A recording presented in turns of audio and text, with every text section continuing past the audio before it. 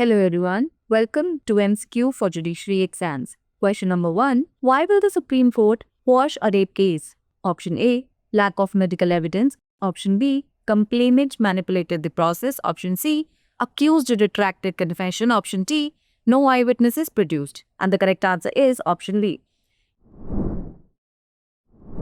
In Batlanki Keshwa Kumar Anurag vs. State of Telangana and another, the Supreme Court quashed the rape case because of the complainant's manipulative conduct and obsessive behavior, which justified the accused backing out of the proposed marriage. Question number 2.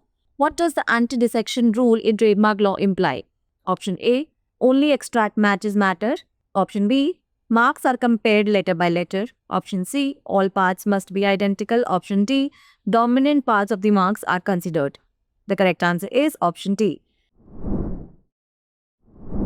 The Delhi High Court in Amar INC vs. Anish Agarwal and another, the court clarified that the anti-dissection rule does not prevent courts from assessing similarity by focusing on the dominant parts of competing trademarks. This approach balances preventing unfair copying while recognizing the overall impression of marks. Question number 3. Which is true about Article 53 of the Indian Constitution? Option A. Executive power rests with the PM. Option B. President commands defense forces. Option C. Parliament can't delegate functions. Option D. Resident takes state government powers. The correct answer is option B. Article 53 vests the executive power of the Union in the President, who may exercise it directly or through subordinates.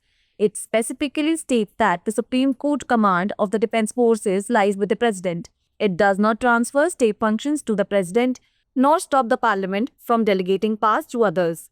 Executive power is not with the Prime Minister. Question number 4. What is zero FIR? Option A. FIR at probation only. Option B. FIR after investigation. Option C. FIR by any police station. Option D. Non-cognizable report. The correct answer is option C. Zero FIR is filed by any police station that first receives information about a cognizable offence, regardless of jurisdiction. It ensures quick action before transferring it to the correct station. Question number 5. Accused X, after committing murder, comes to his wife and discloses to her about the said murder. The communication is option A. Relevant and admissible. Option B. Relevant but inadmissible. Option C. Not relevant. Option D. Hearsay. The correct answer is option B. The confession made to the wife is relevant as it relates to the crime, but it is inadmissible as evidence because communications between spouses are generally protected and considered privileged under Section 122 of the Indian Evidence Act.